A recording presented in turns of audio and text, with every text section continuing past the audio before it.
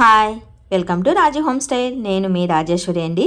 ఈరోజు రాజీ హోమ్ స్టైల్లో బాదుషా తయారీని చాలా సులువుగా ఎలా చేసుకోవాలో ఈరోజు ఈ వీడియోలో చూసేద్దాం. 3 years బ్యాక్ నేను బాదుషా చేశాను. దాదాపు 2 million దాటాయి. ఇవాళ బాదుషాని సింపుల్ ప్రాసెస్లో, ఈజీ ప్రాసెస్లో సులువుగా ఎలా చేసుకోవాలో ఈరోజు ఈ వీడియోలో చూసేద్దామండి. బాదుషా జ్యూసీగా చక్కెర పాకంతో చాలా బాగుందండి. నేనైతే చాలా ఈజీగా చేసేసాను. ఇది ఎలా చేసుకోవాలో సింపుల్గా ఈరోజు మీకు వీడియోలో చూపిస్తాను. ఫస్ట్ ఆఫ్ ఆల్ ఒక బౌల్ తీసుకొని అందులో 2 cups మైదా వేసుకోండి. నేనైతే కొలత ప్రకారం చెప్తున్నానండి. 2 cups మైదా తీసుకోవాలి. దీన్ని చక్కగా జల్లించైనా తీసుకోవచ్చు, ఫ్రెష్గా తెచ్చి ఉంటే అలాగే వేసుకోండి.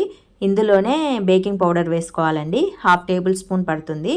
ఇందులోనే 2 లేదా 3 tablespoon నెయ్యిని వేసేసుకొని చక్కగా పిండినంతా బాగా కలిపేసుకోండి. కొద్దిగా వాటర్ని యాడ్ చేసుకుంటూ పిండినంతా సాఫ్ట్గా ముద్దలాగా కలిపెట్టేసుకోవాలి. ఎక్కువ వాటర్ వేయొద్దండి.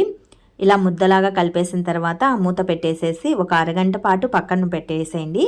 బేకింగ్ పౌడర్ వేసాం కదా, పిండి అనేది చక్కగా ఉబ్బుకుతుంది అనమాట. స్టవ్ పైన ఇంకొక వెడల్పాటి గిన్నె పెట్టేసి అందులో మనం ఏ కప్పుతో అయితే మైదా తీసుకుంటున్నామో అదే కప్పుతో 3 కప్పులమైన షుగర్ని వేసేసుకొని కొద్దిగా వాటర్ని యాడ్ చేసుకోండి. నేనైతే జ్యూసీగా చేస్తున్నాను. స్వీట్ అనేది ఎక్కువగా తీసుకుంటున్నానండి. 2 cupsకి 2.5 కప్పు 2 cups షుగర్ అయితే సరిపోతుంది. నేను కాస్త ఎక్కువగానే తీసుకున్నాను. షుగర్ కన్సిస్టెన్సీ ఎక్కువగా తీసుకోవటం వల్ల బాదుషాలు మంచి స్వీటీతో జ్యూసీగా వస్తాయి. షుగర్ తక్కువ కావాలనుకున్న వాళ్ళు తగ్గించి యాడ్ చేసుకోవచ్చు. ఈ పాకం మనకు ముదురు పాకం రావాల్సిన అవసరం ఏమీ లేదండి. కాస్త స్టిక్కీగా గమ్మీగా వస్తే సరిపోతుంది. ఇందులో 5-6 యాలకల్ని తలకొట్టేసి వేసేసేయండి. ఇలా చక్కగా పాకం ప్రిపేర్ అయిన తర్వాత స్టవ్ ఆఫ్ చేసేసి పక్కన పెట్టండి. చల్లారిన తర్వాత కూడా పాకం అనేది గట్టి పడకుండా ఉండటానికి ఇందులో పటిక కానీ లెమన్ జ్యూస్ కానీ వేసేయండి. నేనైతే లైట్గా పటిక వేస్తున్నాను. పటిక లేకపోతే కొద్దిగా 1/2 డబ్బమైన లెమన్ జ్యూస్ పిండేసేయండి. ఒక అరగంట తర్వాత చూడండి, పిండి అనేది చక్కగా ఉబికిందనమాట. బాగా పొంగినట్లు అనిపిస్తూ ఉంటుంది. ఈ పిండిని మళ్ళీ ప్రెస్ చేయొద్దండి. అలాగే ఉండల్లాగా చేసి రౌండ్ హోల్ లాగా చేసి మధ్యలో హోల్ పెట్టేసేయండి. ఇక్కడ వీడియోలో చూపిస్తున్న విధంగా చేసేస్తే సరిపోతుంది. మళ్ళీ ప్రెస్ చేస్తే పిండికి లోపల ఉన్న బబుల్స్ అనేవి వెళ్ళిపోతాయి. పిండి ఉబికినట్లు అనిపించదు, బాదుషాలు పొంగుతూ రావన్నమాట.